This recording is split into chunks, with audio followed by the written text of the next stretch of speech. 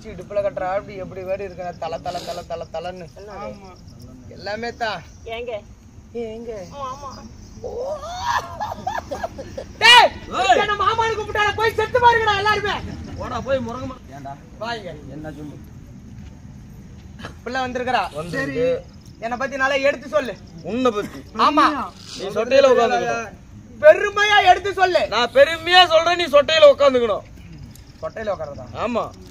பக்கத்துல இருந்தீங்கன்னா நான் சொல்ல மாட்டேன். இந்த சொட்டையில உட்கார முடியாது. இதெல்லாம் இல்லம்மா, அப்படி நில்லு, நான் பேசிக்கிறேன். டேய் ஓய் வாங்க. ஏண்டா எப்படி எடுத்து சொல்ற? பணக்காரரு. பணக்காரர். ஆமா. படிப்பெல்லாம் எடுத்து சொல்லணும். எல்லாமே சொல்றேன். ஆமா. இது வேற நான் பேசிக்கிறேன் பாரு. ஓய் டேய் வாங்க. நல்லா பெருமையா எடுத்து சொல்லு. சொல்றேனா? எப்பேற்பட்ட படிப்பு? எப்பேற்பட்ட படிப்பு? MBBS doctor. MBBS doctor. ஆமாண்ணா. என்னன்னா மூஞ்சி பூரா எல்லாம் மையா இருக்குது. அதெல்லாம் வந்தாளுங்க பாரு, தோடு ஆளுங்க அடிச்சு விட்டாளுங்க. அழிச்சு விட்டாங்களா? ஆமா, முக்காக்குல பவுடர் குறைச்சு விட்டாங்க. சரி நான் பேசிக்கிறேன். ஒரு ஆளுகளும் சரி சொல்லு. ஓய் ஏங்க ஏமா ஏங்கடா ஏண்டா சொன்னியா? இன்னும் இப்பதானே சொல்ல போற. பொம்பளைங்களுக்கு நல்லா ஸ்பெஷல் டாக்டர். அப்படியா? சரி. ஆமா. மா அண்ணா என்ன கேக்குறீங்க? ஏய் வாடா. ஏனா பிரசவ வார்டு நல்லா பாப்பன்னு சொல்லு. அப்படியா? சரி நான் பேசி. அம்மா ஏய் வாடா. ஏண்டா MBBS plus இன்ஜினியரிங் படிச்ச டாக்டர். டேய் டேய் வாடா. அம்மா டேய் வாடா. முதுகுலயே போட்டுருவேன். அப்படி எல்லாம் அண்ணன் அடிக்க கூடாது. அம்மாண்ணா. MBBS plus engineering. இந்தாடா ஒரே பாட்டு பாட வேண்டாம் வாங்க. அப்புறம் நீ பாணி ஆயிடும். டேய் வா. கொன்னேட்ட. டபுள் டிகிரி படிச்ச டாக்டர். நான் சொல்றேன். ஆமா. Double degree. சரி சொல்லு. எங்க போய் படிச்சா? ஏய் நாசால போய் படிச்சேன்னு. நாசால படிக்கலாம் மாட்டாங்களா? ஆராய்ச்சி தானே பண்ணுவாங்க. சொல்றது சரி அடே மண்டை. அம்மா இந்த பாட்டு தான் வந்து பாட. உங்ககிட்ட பேச ஆளு கேக்குறீங்க. உங்ககிட்ட பேசுறதுக்கிட்ட டாக்டர் வந்திருக்குதுமா. டாக்டரியா? டாக்டரியா பேசுவோம். அது இல்லம்மா, டாக்டர் வந்திருக்காரு. டாக்டர் வந்திருக்காரா? ஆமா. என்ன டாக்டர்? என்ன டாக்டர்? ஓ என்ன டாக்டர்னு கேக்குறா? ஆமா. சேலம் புது டாக்டர்ன்றா. அங்கே நிக்கணும். அம்மா அண்ணா உங்ககிட்ட பேசுறதுக்குன்னா சேலம் ஹோமியோபதி டாக்டர் வந்திருக்காரு. Homeopathy doctor. அவர் என்ன படிப்பு? என்ன படிப்பு? ஒரு படிப்பு இல்ல, ரெண்டு படிப்பு இல்ல, 3 படிப்பு படிச்சிருக்காரு. ஆமாமா. ஆமா. இங்கெல்லாம் படிக்கிறதுக்கு இடம் இல்லன்னு சொல்லி நாசா விண்கலத்துல போய் படுத்து எந்திரிச்சு வந்தாரு. படுத்து எந்திரிச்சு வந்தாரு, ஆனா படிக்கல. ஓ அங்க போய் படிச்சிட்டு வந்தாருமா. சரிங்க. அப்பேற்பட்ட படிப்பு என்ன படிப்பு தெரியுமா? என்ன படிப்பு? MBBS plus engineering. MBBS engineering கலந்து படிச்சிருக்காரு. அது மட்டும் இல்ல BCom படிச்சிருக்காரு. என்ன சொல்றீங்க? ஆமா. நல்லா படிப்பு ஒட்டுக்கா. ஆமா 3 படிப்பு படிச்சிட்டு ஏய் நல்லா எடுத்து சொல்றா டேய். டேய் கம்மன்றா. நான் படுக்கறேன். இப்படி 3 படிப்பு படிச்சிட்டு நம்ம தாய் நாட்டுக்கே சேவை செய்யணும்னு இங்கே வந்துட்டாரு. நம்ம தமிழ்நாட்டுக்கு. நம்ம தமிழ்நாட்டுல தான் நான் சேவையே செய்வேன் சரிங்க அப்படின்னு இங்க வந்து நல்ல ஆளு. அவர் யார் யாருக்கு வைத்தியம் ஆகுறாரு தெரியுமா? யாருக்குங்க? ஆம்பளைங்களுக்கு எல்லாம் அவர் வைத்தியம் ஆக மாட்டாரு. ஒன்லி வித் கேஸுக்கு மட்டும் தான் பாப்பாரு. அப்படியா? கேஸ் அதெல்லாம் இங்கிலீஷ்ல நம்ம சொல்லுவாங்களா? பெண்களுக்கு மட்டும். உனக்கு ஆப்பு காலையில நான் சொல்றேன் ஆப்பு பெண்களுக்கு மட்டும். சரிங்க. அதுவும் பெண்களுக்கு என்ன எதுல டாக்டர் ஆகுறாரு? ஓ எதுல இருக்காருன்னு கேக்குறீங்க? ஆமாங்க. அவரு பிரசவம் பாக்குறதுல ஸ்பெஷலிஸ்ட். பிரசவ வார்டுல மகப்பேறு மருத்துவம்னா அவருக்கு கை தேர்ந்த கலை. பரவாயில்ல, அதுக்குதான் படிச்சிருக்காரு. அதுக்குதான் படிச்சிருக்காரு. ஆனா பாப்பாரு ஆவலைனா கை விட்டு வெளியே எடுத்துருவாரு. கைய விட்டா அட குழந்தையமா குழந்தைய அலங்காம குலுங்காம ஆபரேஷன் பண்ணி எடுத்துருவாரு. அப்படியா? அப்படி அதெல்லாம் எடுத்தாலும் அவர்கிட்ட ஒரு சின்ன கெட்ட பழக்கம் இருக்குது. என்ன பழக்கம்? என்ன பழக்கம் தெரியுமா? என்ன பழக்கம்? இந்த குழந்தையெல்லாம் பிறந்ததுக்கு அப்புறம் ஒண்ணு வருமே, செத்த. அதெல்லாம் இந்த நர்ஸ் பொம்பளைங்க என்ன பண்ணுவாங்க, கொண்டு போய் குப்பை தொட்டியில போட்டுருவாங்க. குப்பை தொட்டியில. ஆமா. அத போட்டதுக்கு அப்புறம் இவர் என்ன பண்ணுவாரு, நல்லா கிப்டாப்பா வெளியே வந்து அப்படியே அந்த வாசப்படிக்கிட்ட நல்ல பேண்ட் 2 பேண்ட்டுக்குள்ள அந்த பாக்கெட்டுக்குள்ள கையை விட்டுக்கிட்டு அப்படியே சுத்தி முத்தி பாப்பாரு யாராவது இருக்கிறாங்களான்னு. யாரு இல்லைன்னு வச்சுக்கோ என்ன பண்ணுவாரு? அப்படியே அந்த குப்பை தொட்டிக்கிட்ட வந்து நின்னுக்குவாரு. அப்படியா? அந்த குப்பை தொட்டிக்கிட்ட நின்னு மறுபடியும் சுத்தி முத்தியும் பாப்பாரு. யாரு இல்லைன்னு வச்சுக்கோ அந்த செத்தி எடுத்து லவுக்குன்னு முழுங்கிடுவாரு.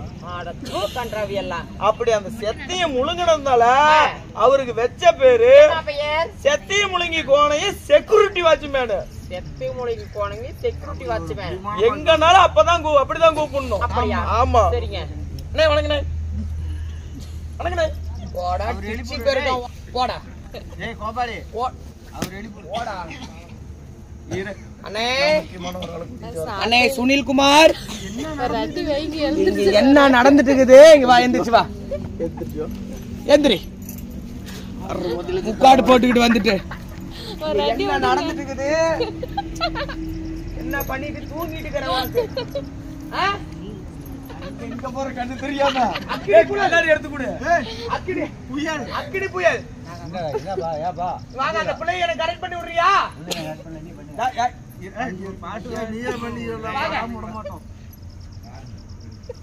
ஒரு பாட்டு ஒரே ஒரு பாட்டு வாயில பாடிட்டு போயிரு. பரவாயில்ல பாடுப்பா. பிள்ளைய பார்த்தா தான் நினைப்போம். ஆமா அம்மா அண்ணா சரி விடுங்கம்மா. சரி எங்க நீங்க யாருமா? நீங்க பாடுங்க. உங்களுடைய பெயர் தான் என்ன? மாட்டீங்களா? பாட மாட்டோம். அப்படி இருந்தாலும் ஆண்களாய் தப்பன்மார்கள் அப்பர்களாய் பெண்களும் தாய்மார்கள் பள்ளி கல்லூரி செல்லும் மாணவ மாணவியர்களே எங்களது கலைக்குழுவின் சார்பாக முதல் வணக்கம். மாரியம்மா அப்படி இருந்தாலும் இருந்திருக்கும் தெய்வீக சபையிலே அரங்கேற்றம் செய்துள்ள நாடகம் இல்லடி தர்மர் அஸ்வமேத யாகம் என்று சொல்லக்கூடிய பப்புரவாகனன் சண்டை. அப்படியா? ஆமா பப்புரவாகனன் சண்டை என்னும் நாடகத்திலே நான் யார்? என்னுடைய பேர் என்ன? நீ யார் வீட்டு கூட்டியா? எங்கத்தியா? யார் வீட்டு பாப்பா? யார் வீட்டு பாப்பா?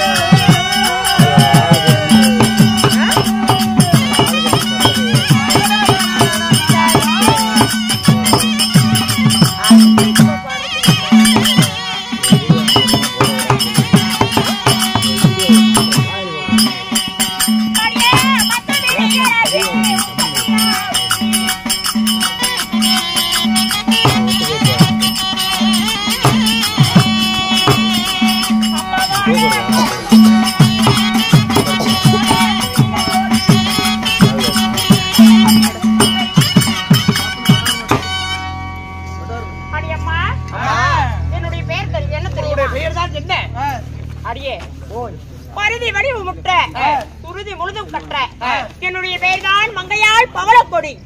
அம்மா அப்படி உங்களுடைய பெயரோ பவள கொடியாக இருந்துட்டாலும் உங்களை பெற்றெடுத்த தாய் தந்தை யாரு? நீங்கள் எப்படி பிறந்தீங்க? 10 மாதம் 300 நாள் கோலத்திலே சுமந்து பெற்றெடுத்த தாய் தந்தை யார் தெரியுமா? யாருங்க? அம்மா என 10 மாதம் தட்டு வந்தேன்.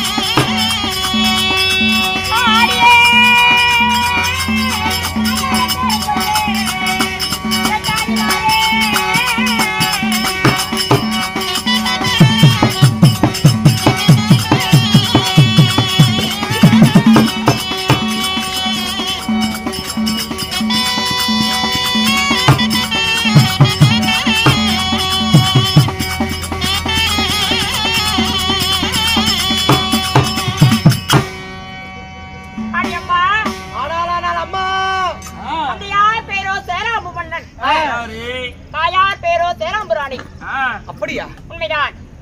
அப்படி அவர்களுக்கு இருவருக்கும் மகளாக பிறந்து 50 வீட்டாருக்கும் ஒரே ஒரு பெண் குழந்தை பவளக்கொடி நான் பிறந்தேன். 50 வீட்டு சேராம்பு மன்னர்களுக்கும் ஒரே ஒரு மகள். என்னுடைய சித்தப்பாமார் பெரியப்பாமார் 50 வீடு. சாமி அடியம்மா நல்லா கொடுத்து வச்ச மகராசி. என்னது காசு பணத்துல அப்படி பிறந்திருந்தாலும் 16 இருந்த பருவம் அங்கையான உடனே எனக்கோ திருமணமாகி விட்டது. உங்களை மாலை முடித்த கணவர் யாரு? மாலையிட்ட மன்னவர் யார் தெரியுமா? அவர் எந்த நாட்டு மன்னர் தெரியுமா? எந்த நாட்டு மன்னர்? அவர் எப்பேற்பட்டவர்? எப்பேற்பட்டவர்? சினுங்குறாளே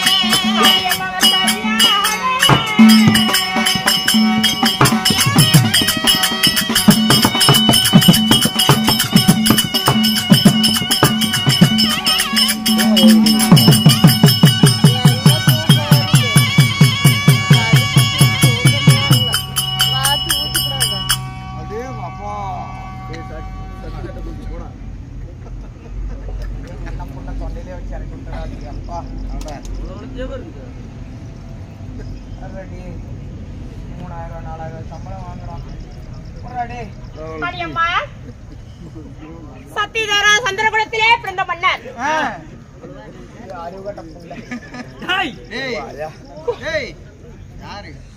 உன்னை தாண்டா கோடு தவறாத குருகுலத்திலே பிறந்த மன்னர் இருவருக்கடியோ இருவருக்கு மூத்தோர் நான் பிறந்த நாயகன் ஆனால் அழகு மன்னன் அர்ஜுன மகாராஜரையே திருமணம் செய்தேன். அர்ஜுன மகாராஜ் உண்மைதான் அர்ஜுன மன்னனை திருமணம் செய்திருந்தாலும் நான் வந்த விஷயம் யாது? உன் கணவர் உங்கள்கிட்ட உங்களை கூட்டு வர சொன்னாரு. அழைத்தாரா? ஆமா. மன்னவர் அழைத்திருந்தா ஏதோ ஒரு காரணமாக இருக்கும். உண்மைதான். மன்னரை சந்திக்க வேண்டும். ஆகட்டுமா? ஓ மன்னா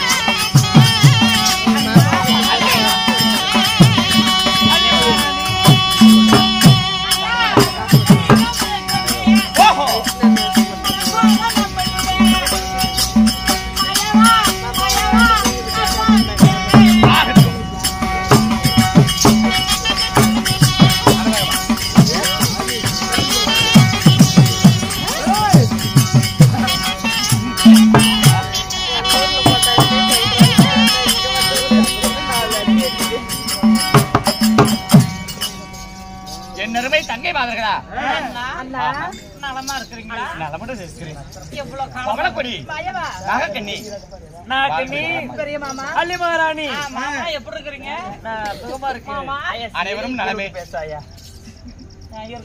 தங்கைமார்களா, இதோ அஸ்வமேத யாகத்திற்காக இப்பொழுது அர்ஜுனனும் நானும் எங்கு செல்ல போகிறோம்? போகும்போதே எங்க போறீங்க? அவ சொல்லு பிடிச்ச மாதிரி எங்க போறீங்க கேட்டா, அர்ஜுனனும் நானும் அஸ்வமேத புறவியுடன் திக்விஜயம் புறப்படுகிறோம். இப்பொழுது அந்த திரௌபதி எங்க போயிட்டா? திரௌபதி சற்று அந்தபுரமாக இருப்பா. கலைத்து பச்சாய் கோயிலுக்கு 10 இருக்கலாம். ஆகட்டும். அப்படி இருந்தாலும் இதோ ஐவர்ல புறவையை கொண்டு வந்திருக்கிறோம். யாகத்திற்கான ஏற்பாடுகள் செய்வதாக இருந்தாலும் பொன்பொருள்களை சேகரிக்கவும் அனைத்து நாட்டு மன்னர்களையும் அதாவது மனதினை பரிசோதிக்கவும் நாங்கள் இருவரும் இப்பொழுது திக்விஜயம் புறப்பட போகிறோம். அதற்கு முன்பதாக பெண்கள் அனைவற்று பேரும் ஒன்று சேர்ந்து மங்களகரமாக அந்த புறவைக்கு ஆழமேந்தி எங்களை விடையனுப்பி வைப்பீர்களாக.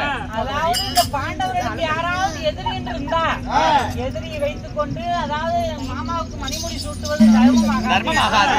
அதாவது இந்த புறவை கழுத்து அதாவது நெத்தியில பட்டயத்தை அனுப்பி ஒரு நாட்டுக்காக அனுப்பலாம். அதாவது இந்த பாண்டவர் செய்தல் உத்தம் தர்மம் தான் என்று நினைத்தால் நாங்க செய்யக்கூடிய யசோமதி யாகத்துக்கான தேவையான பொன்பொருளை கொடுத்து அனுப்பணும்.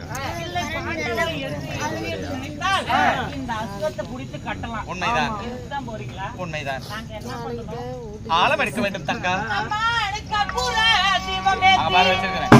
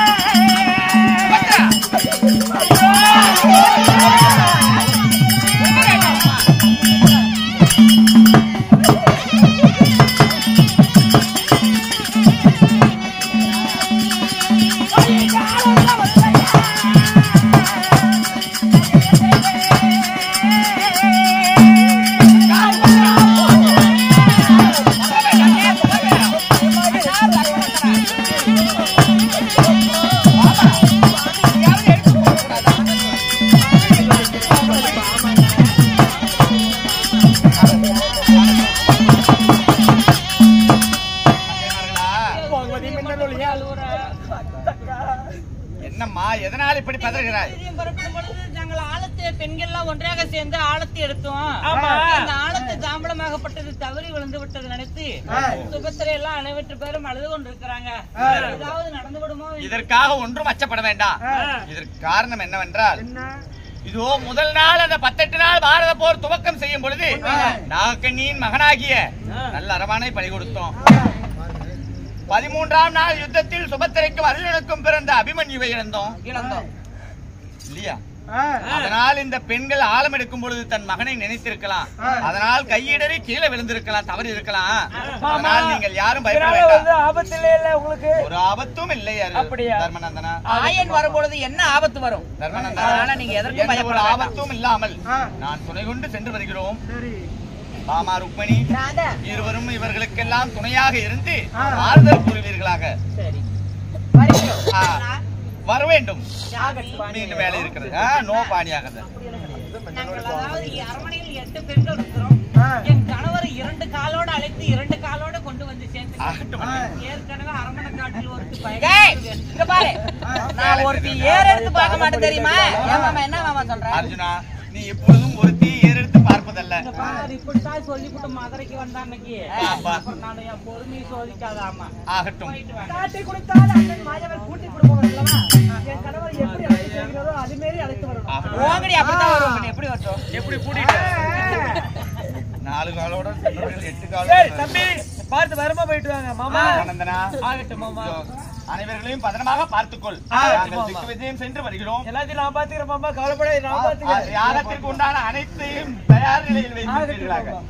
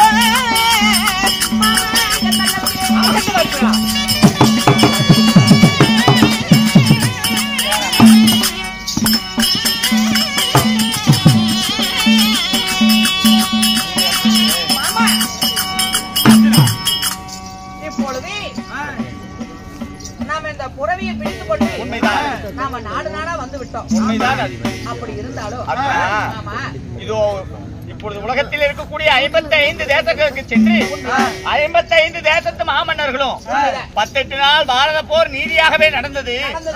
தர்மர் ஆட்சி பீடத்தில் அமர்வதும் நீதிதான், அதர்மம் அல்ல என்று சொல்லி நாம் கொண்டு வந்த இந்த புறவைக்கு தூப தீபங்களை எல்லாம் காட்டி பொன்பொருள்களை எல்லாம் கொடுத்திருக்கிறார்கள்.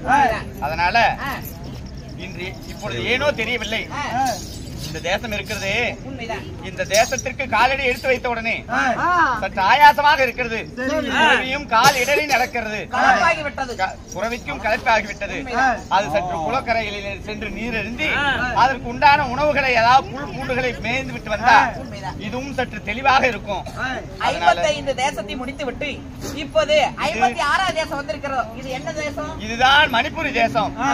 இந்த மணிப்புரி தேசம் மணலூர் பட்டணத்தினை தலைநகரமாக கொண்டு ஆட்சி செய்து வருகிறார்கள். யார் வருகிறார்? சித்திரவாகனன் என்று சொல்லக்கூடிய மன்னராகப்பட்டவர் இந்த மணிப்புரி தேசத்தை மணலூர் பட்டணத்தின் தலைநகரமாக கொண்டு ஆட்சி செய்கிறார்.